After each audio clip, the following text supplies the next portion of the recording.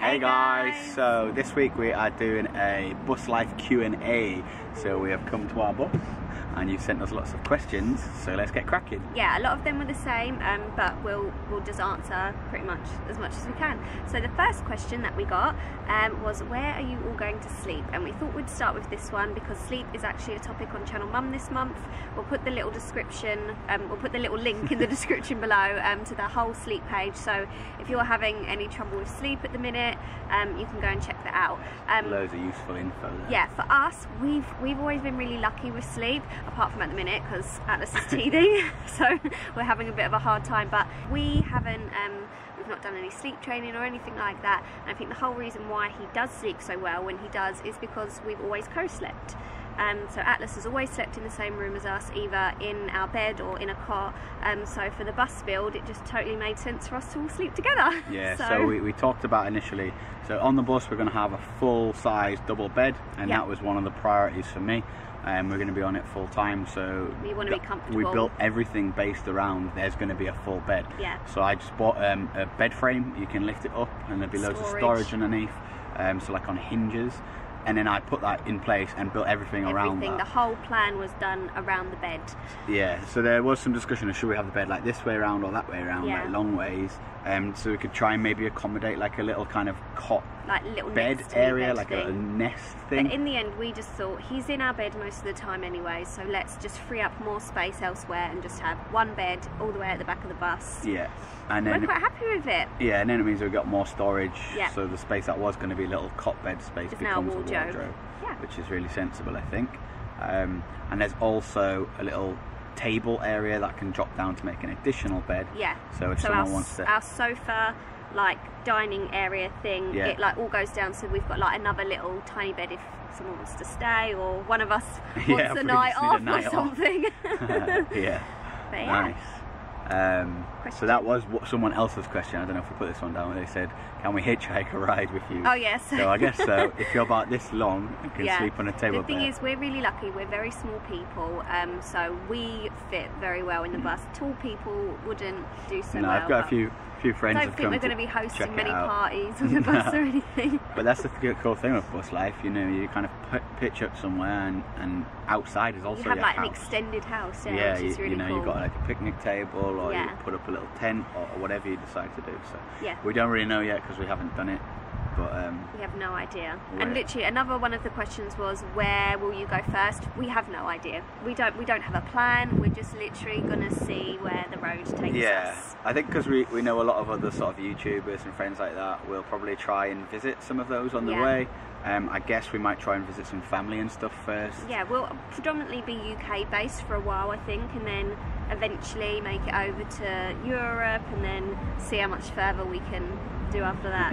But we don't have a plan of like, okay, we're gonna go here first and here. It's literally we're gonna wing it, like Parenthood. We're just gonna wing it. I think it's gonna be awesome. Yeah, it's gonna be really wicked. Exciting. Nice. What's another question? Another one of the questions is, are you gonna have a kitchen and a bathroom? And yes, we are. Yes. So after we built the bedroom, we then decided what we wanted. We talked about a little bath actually initially, but because Atlas loves a bath, and we was like, oh, you know, how are we going to do with not having a bath? But the thing is, a bath is heavy, it takes up more room. Well, it's more about the water as well. So if you're not on a campsite or anything like that, it's really difficult. Yeah, and we was like, you know, we've gotten used to showers now, which is really good. He loves showers. Like, he has a shower after swimming every time, and he's just in there, just keeps pressing a button. I'm like, okay, we're done now, let's get dry. He loves and he just shower. runs back and presses a button. But also, like, if we are somewhere, we can literally like get maybe a bucket or something and fill it up outside, and he can have like a little outdoor bath. Yeah, a little splash about. Yeah, so there's loads of stuff, or the sea, or rivers, or lakes, or whatever. So you know, we will stay at campsites and stuff like quite a lot probably. So we'll hook up to their water and things like that. So but yeah, we do have a not fully functioning, but we have a. It is fully functioning. It's fully functioning. So we have. It's just in a very tiny space. Yeah, everything's small. It's tiny house living, bus life. But we have a kitchen with cooker, sink, oven, fridge,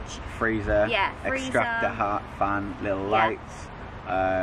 Everything you would have in a normal house, just like really. Did you say a hob? Hob, yeah. An oven. No, not. So we've got two hobs and a sink. Yeah. We've got an oven with a grill. Yeah. So we can do toast and stuff. And then we've also got... Like we won't have a kettle or a toaster, so obviously we'll heat everything up on the hob, like a little hob kettle. We will have a little kettle, so we can have... But I'm going to get a really nice not convenient. It's not like convenience living, is it? It's going to be very simple. Simple, old school I'm looking forward to that. I think it's going to be really nice. Yeah, I think so too. No dishwasher. No washing machine. That's one thing we couldn't fit on. We talked about it a lot, didn't we? I reckon we could have fit it. It would have been a push. We'd have lost some space for other things. But the main thing is power. Obviously, you've got to be really careful. So everything that we've put in so far has been 12 volt, and we're going to try and run as much as we can off solar panels. We will have an electric hookup, so when we're at a campsite we could potentially go to that, but things like your phones can USB charge, the cameras should be able to USB charge. It's just the laptop which is going to take the most power, the laptop. I think you can trickle charge a laptop, but I think we're going to get an inverter, so it basically you get 12 volt batteries and an inverter steals loads of power and boots it out quicker. So it drains your batteries quicker, but it means that you can use proper appliances and stuff. So, but for the fridge, freezer, and all of the other appliances, it's all solar panel powered. Yeah, which is really cool. And I think it's really important for us, obviously being on the road and making videos, which will obviously give us our income. We need obviously power we needed to think about that quite a lot. So the washing machine was like just not an option. We can go to laundrettes, we can hand wash some things. We'll just make it work. Yeah, really cool. And also I think people wash things too much. Don't you think? Like, we're just really silly people. I wear my jeans and hoodies. Like I'll change my pants and my t-shirt every it's only day, really underwear. You don't need to like. If I wear something once, I'm not gonna be like, oh, I need to wash that. Like the thing is, if I could get something on it, or Atlas is like sick on it, or gets food on it, I mean, wash it. But if I've just worn a hoodie, which isn't even touching my body because I've got a t-shirt underneath, like I can hang it up. Yeah, that's something we need to think about with cloth nappies as well. It's like, can you take them to a laundrette? Is that acceptable? Like, would they let you wash pooey nappies at a laundrette? I'm not really sure. We may be thinking of potty training. I don't know. It's going to be a whole new... And we have got the option of using biodegradable nappies still. But then you're creating waste. Where do you take your waste to? Yeah, because we don't really have like massive like space for like bins in the house, have we? In the house, in the bus. And also like just waste generally, and also like getting supplies generally. I can't just like pop to the local little Tesco or whatever, because I'm driving a bus. So shop much more mindfully and probably like stopping up and going to markets and things like that. Yeah, it's going to be really kind of less convenient food, more planned, but also which is good, way more healthy, a little bit more free, because we can just say, oh, there's some food there, let's go and eat there. Hopefully. We don't know. I think it's definitely going to be a learning experience, and I hope you guys enjoy watching along. Yeah, you'll literally be doing it with us as we're doing it, because we're first timers at this. Yeah, and if you know any of the answers to those questions, basically it's supposed to be a Q&A, but we're basically asking you help. Help, we've bought a bus. Let me check some of the other questions. So what have we done? Where is the kitchen? Where will you go first? Oh, so, and also where will you park up? That's another thing. You know, in the UK it's really more difficult. Much stricter. Like obviously when we've been in Europe, there's things that you can just, what they called airs, literally little roadside things you can just go and park on like overnight for free. And they do have some facilities like toilets and that, don't they? Yeah, so obviously we've got our own really toilet. Good, and sometimes they can have nothing. But, yeah, in the UK there are places that you can go, and there are some apps and books and stuff and websites that recommend things. So as we find those, we'll either do our own reviews and stuff, or we'll you know, link to things that we've used as resources, so if anyone does want to do some van life. But you can regularly stay just on roadside camp, like car parks and stuff. But you can't camp there, so it means you can't cook there, and you can't do any cleaning and stuff there. You can literally just stop there and sleep, like a bit like a trucker. Rest stop. Yeah, like for lorries and things like that. Yeah, there'll be certain stuff like that, but then there is also a load of like pubs and stuff that maybe will say, you know, if you come and have a drink or some food in our pub. Wasn't there a place you stayed once? It was at a farm, and they was like, you can stay overnight if you come and help us on the farm. Yeah, I did. That was really cool. In Anglesey, I did a day's work. I can't even remember what we did. I really like that I planted trading. I don't know what I did. I planted some like wicker or something. They were making like a big moat to plant. It was so that they could shelter off maybe something for pigs, but it was like a new It's actually an amazing restaurant. Maybe we should go back there in the bus. Yeah, Can we stay here for a while? Cool. We'll dig a field. I can imagine Atlas digging a field. He would love it. He loves the farm. Right. Oh, hang on. More questions. Does it have a name? It does. It does, yeah. And we've recently realised that we've both been saying different things. You refer to the bus as a she. I refer to it as a he. Like when in my head, when I think of it, I think of him. Well, I think like a boat. You know, a boat's like she or her or whatever. I'm like, oh, she's done good this week or whatever. It's gender neutral, our bus. Yeah, it's gender fluid. Yeah, we can't decide. But it does have a name though. Yeah. Should we tell them? Yeah, obviously they're asking for the name. Go on, you tell them. So the bus's name is Salty, as in salt, you know, salt from the sea and salty. Salty. Yeah. So basically that came about because the number plate when we first got it was SLT, and I don't know if you do this, but whenever I see number plates I make names up using the letters, and the first thing that came to my head was salt. Salty. So I was like, oh, Salty. And I think and it's quite it was nice. a bit of an old bus, you know, it's a bit sort of hardy and salty and so hopefully he's going to spend a lot of time by the sea. Fingers crossed. Yeah. So if you can hear a lot of like traffic noise and stuff like that at the minute, there's cars driving past and things like that. But yeah, Salty. I hope you like it. I really like it. Salty. And it's quite cool because obviously when we didn't tell like people about the bus, like even my family, so like I could always refer and be like, oh, how's Salty doing, Skinner, and people like wouldn't know what we were talking about. And yeah, Emma's just thought we were it's like a little weird code word, but yeah. Now everyone Salty. knows. Yeah. What would you call a bus if you could name it? I'd like to know. We got a lot of people trying to suggest names to us.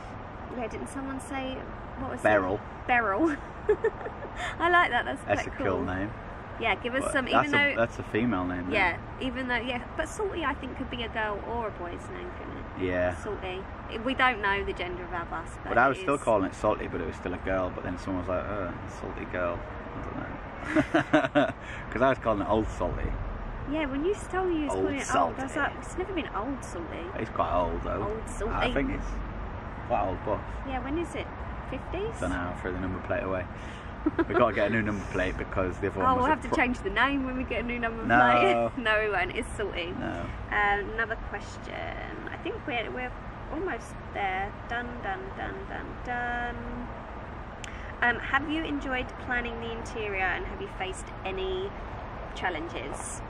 Loads of challenges. For me, the interior, because I couldn't do much like building wise. For me, the interior was like, that was my fun thing to like plan, and I'd always be on Pinterest like having like a little vision board and saving things, and we've took like lots of ideas from things that we've seen. Yeah. But I think we've made it our own, even though like the interior decorative wise isn't complete yet. We've got the things for it, so we know the choices of like we've got samples of things, and we haven't bought them yet, but we're like that. We're pretty happy with what we want. And again, we wanted it to feel homely. I think that was a really important thing. We didn't want it to feel like boxy kind of camper van-y. We wanted everything to like look finished and be functioning, and I think I'm really happy with how it will look when it's finished. But in my head I know it will look good because we've held samples up and stuff like that. So we've talked it all the way through, and we'll come up with a concept together, or a look or a feel. Obviously, and then I make it needs to be quite light, doesn't it? So. But also that's just work, has to fit in the space, and there's nothing straight. So there's you can't just put a spirit level up. You know, when you're leveling the shower tray, you can't just put a spirit level on because it's currently parked on it. Yeah. So everything's wonky. So when we finally go on the road, we'll be like, hang on. We're trying to cook dinner. That's what we should call it instead of salty. Wonky. So yeah, loads of challenges. Everything's curved, so when you're cutting woods, you've got to kind of make templates or like scribe shapes in and stuff. And I filmed some stuff as I've been building, not loads, so there's never going to be like a full renovation vlog. There'll be like time lapses of like stuff. Well, there's stuff. I don't think I've ever taken a single thing from start to finish on video, just because it's super hard. We've got so little time. We're trying to get on the road. Holly's busy with Atlas. I miss out on family time. So when I'm here, whilst I'd love to do that, I just need to get it done and get on the road. And I'd rather share those memories with you than here's me soaring a thing. But not everybody wants to see that, do they? Yeah. Like, it is interesting to see. So you will get to see some snippets of it being like there's bits of everything. So there's some jet wash in the roof, there's some welding, there's sawing, there's fixing almost stuff. Set it on fire a few times. I have almost set on fire. Well, not set on fire. You're like, sorry, the memory card ran out. We was waffling on. I don't even know where we got to. We were talking about challenges. Yeah, but I don't know what I was saying. I think it's not straight and whatever, and that will show you some content in the future. Yeah. A couple of other challenges, apart from like the fact that nothing is straight. There was leaks for a while, didn't there? It was like, oh my god, this bus is not weatherproof. It came into winter last year, and it was just bad. There was just water everywhere. So I was, silicon up gaps. I got some really cool like American tape for all the roof seams. Jet washed them down, cleaned all the old silicon off. Like, spent a lot of time and care to make it weather tight, and it probably already was actually, but it's now going to last a lot longer, which is great. But so the main problem was that I'd kind of just gone with the insulation that was already in, so I stripped it all back to steel, and you'll see some of that. And I definitely will talk about this more in another video, but it already had like polystyrene insulation in, which probably isn't the best, but I thought, well, it's been used for like 20 years as a coach, so it's probably fine. So then I just put like tin foil over the top and then boarded it out, and then we were getting loads of leaks. So I decided I'm gonna have to check from the inside where the leaks are coming from. So I took all the boards down, and basically there was condensation on the roof still. So we took all the polystyrene out, lined the inside of that, put polystyrene back in, and lined that again. So in the end, it's probably had like 4 layers of insulation. Hopefully it'll keep us warm. Warm, yeah, and cooler in summer as well. So it's everything I've done is worthwhile. Yeah. It took a long time to figure it all out. out. And then now it's sort of went through summer again, and we've got a dehumidifier on there and some heaters and stuff, and I think it all dried out really well. Obviously I've just spray painted it, so that involved jet washing it down, so literally the whole bus has been sprayed like with a jet wash, and there's been no leaks. Fingers crossed all of that is fine, and hopefully there'll be no condensation once it starts getting really cold again. But yeah, like any building projects, I don't really work off plan. I got an idea and then I just sort of think about a solution there and then. I don't know if what I'm doing is correct, but I've been building things like that for like 10 years. And, it's very handy. They all seem to work, and some things are a little bit clunky, some things are really, really cool, but character. You can see when you have a look around it at some point. Yeah, so another one was, can we have a sneak peek? So we will show you a teeny tiny bit of the inside. It's not ready yet. I know it's not ready, but people stuff. want a little sneak peek. There it is. It's there. No, we'll show you like a glimpse of one little area.